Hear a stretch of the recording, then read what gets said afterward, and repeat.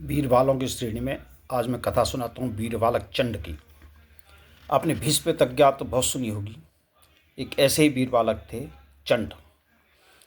चित्तौड़ के राज सिंहासन पर उस समय राणा लाखा विराजमान थे।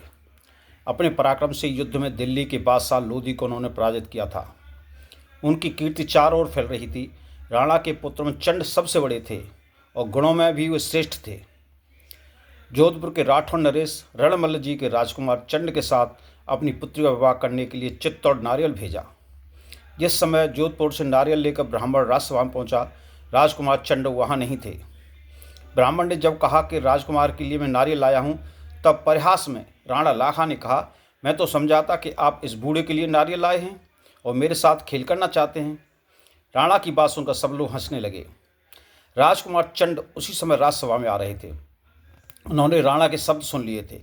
बड़ी नम्रता से उन्होंने कहा, परिहास के लिए ही सही, जिस कन्या का नारियल मेरे पिता ने अपने लिए आया कहकर कह दिया, वह तो मेरी माता हो चुकी, मैं उसके साथ विवाह नहीं कर सकता। बात बड़ी विचित्र हो गई। नारियल को लौटा देना तो जोधपुर नरेश तथा उनको निर्दोष कन्या का अपमान करना था और राजकुमार चंड किसी प्रकार यह विवाह करना नहीं चाहते थे। राणा ने बहुत समझाया, परंतु चंड तस से मस नहीं हुए। जिस पुत्र ने कभी पिता की आज्ञा नहीं टाली थी, उसे इस प्रकार हट करते देख राजा का क्रोध आ गया। उन्होंने कहा, यह नारियल लौटाया नहीं जा सकता। रणमल्ल का सम्मान करने के लिए मैं इसे स्वीकार कर रहा हूँ, किंतु स्मरण रखो कि यदि इस संबंध से कोई पुत्र हुआ तो चित्तौड़ के सिंहासन पर वही बैठेगा। राजकुमार चंड को पिता की इस बात से तनक भी दुख नहीं हुआ। उन्होंने भीष्मपितामह की तरह प्रतिज्ञा के सम्मान करते हुए कहा, पिताजी, मैं आपके चरणों को छूकर प्रतिज्ञा करता हूँ कि मेरी नई माता से जो पुत्र होगा वही सिंहासन पर बैठेगा और मैं जीवन पर्यंत उसकी भलाई में लगा रहूंगा। राजकुमार की प्रतिज्ञा सुनकर सब लोग उसकी प्रशंसा करने लगे। 12 वर्ष की राजकुमारी का पाणिग्रह 50 वर्ष के राणा लाखा से किया। इस नवीन रानी से उनके एक पुत्र हुआ जिसका नाम मुकुल रखा गया। जब मुकुल 5 वर्ष के थे, तभी गया तीर्थ पर मुसलमानों ने आक्रमण कर दिया। तीर्थ की रक्षा के लिए राणा ने सेना सजाई।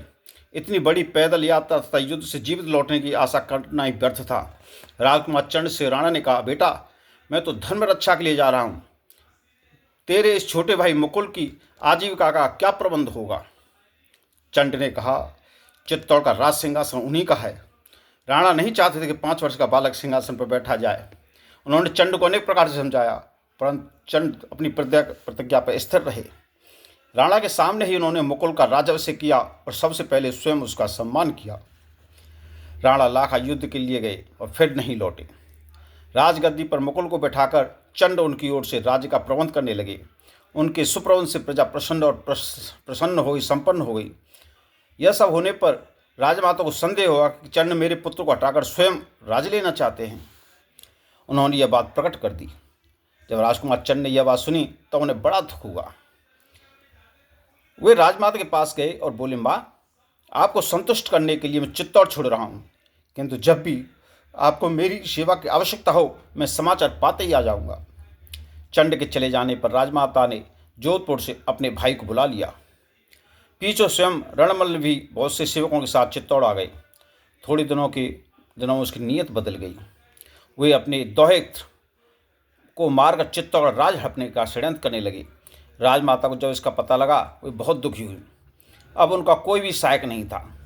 उन्होंने बड़े दुख से चंड को पत्र लेकर क्षमा मांगी और चित्तौड़ को बचाने के लिए बुलाया। संदेश पाते ही चंड अपने प्रयत्न में लग गए। अंत में चित्तौड़ को उन्हें राठौर के पंजों से मुक्त कर लिया।